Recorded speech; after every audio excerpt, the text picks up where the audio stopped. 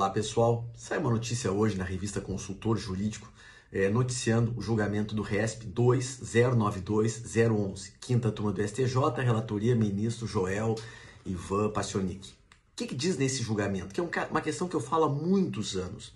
É o seguinte: será que eu posso condenar alguém por tráfico de substâncias entorpecentes sem ter a substância entorpecente para fazer o laudo de constatação de que tem o reagente? Será que eu posso condenar por tráfico sem materialidade? Bom, veja bem, eu não estou tratando da situação em que a droga é apreendida na cidade X, o réu está na cidade Y e simplesmente a droga não está com ele, mas se comprova a materialidade e se comprova a autoria por outras maneiras, como WhatsApp, interceptação telefônica, telemática, o que for. Não é isso. Essa situação não há nenhum problema. Eu posso provar que a pessoa é o dono da droga, mesmo que ele não esteja com a droga. Eu estou falando de outra situação. Eu estou falando de quando existem outros elementos, mas não existe a apreensão da droga em si. Não é encontrada a droga. Ou porque essa droga foi apreendida no exterior e não se fez o exame de constatação conforme o nosso padrão, não existe uma cooperação internacional que dê conta de provar essa materialidade, situação A, ou ainda quando não tem droga. Você tem prova testemunhal, você tem, no caso de julgamento aqui, resquícios de uma balança. Será que isso vale? Nesse julgamento aqui, da quinta turma, foi o seguinte: alguém foi condenado, na verdade, assim, o STJ absolveu, ele foi condenado a 6 anos e 9 meses, fechado, por tráfico de drogas. Foram denúncias anônimas, declaração de usuários, etc. A polícia entra na residência do réu e encontra uma balança com resquícios de cocaína, mas sequer é suficiente para fazer perícia e para aferir qual é a quantidade. São resquícios. Foi condenado, TJ de Santa Catarina manteve a condenação e o STJ veio e absolveu, dizendo que não há prova suficiente da materialidade. E a quinta turma manteve essa conclusão por unanimidade. Segundo o ministro, o fato de ter sido encontrado resquícios de entorpecentes numa balança não é suficiente para comprovar a materialidade. Por quê? Porque não existiu droga, materialidade suficiente para fazer a prova, o exame de corpo de delito direto. Então aqui, nesse caso, decisão muito interessante, não havia como aferir, então, a substância entorpecente, esses resquícios, vestígios mínimos não eram suficientes. Mas eu vou convidar a fazer uma reflexão mais profunda.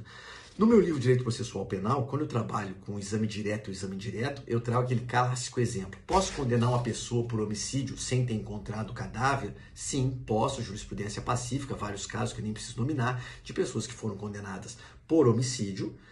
O corpo da vítima nunca foi encontrado, então neste caso não havia o exame direto, porque não havia corpo, mas havia o exame indireto, constante de filmagens, gravações, depoimentos, palavra de correios, enfim, um conjunto probatório suficientemente robusto para, de forma indireta, comprovar que houve um homicídio, ainda que não se tenha encontrado cadáver. Isso pode acontecer. Agora, especificamente no tráfico de drogas, tem uma peculiaridade, que é a própria droga. Eu preciso saber se aquilo é ou não é droga. Eu tenho que fazer o exame provisório, o laudo provisório e o laudo de constatação definitivo para ver o reagente. Inclusive, no Brasil, já existiram diversas apreensões de substâncias que aparentemente no laudo provisório era maconha ou era cocaína, e depois no exame laboratorial, no laudo definitivo, se comprovou que não era, que eram várias substâncias misturadas, mas que não havia um reagente, não havia, por exemplo, tetrahidrocannabinol para configurar, por exemplo, a maconha e o tráfico de substâncias entorpecentes. Não havia o reagente.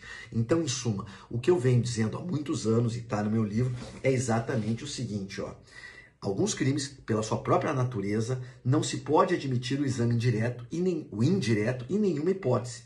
Não tem nenhuma possibilidade de você comprovar o tráfico de drogas, então não é razoável o juízo condenatório por tráfico de drogas, sem o exame direto que comprove a natureza da substância, o princípio ativo. Não bastam fotos, depoimentos dizendo que a substância era transportada, não basta dizer que tinha cheiro ou aspecto de maconha, é imprescindível o exame direto para verificar o próprio princípio ativo. Então, em suma, nessa linha do que o STJ decidiu, eu já venho falando há muito tempo. Regra geral, exame tem que ser direto, excepcionalmente se pode admitir o exame indireto quando for suficientemente robusto. Exceção a essa regra, tráfico de drogas, por quê? Porque eu preciso ter materialidade para fazer a constatação do reagente, que é a droga. Não pode ser prova testemunhal, não pode ser filmagem, não pode ser gravação. Eu tenho que ter droga, substância suficiente para fazer o exame definitivo. Então, em suma, muito interessante essa decisão do recurso especial que eu mencionei, que eu falo já há muito tempo. Não dá para condenar por tráfico sem ter materialidade. Era isso. Vamos estudar.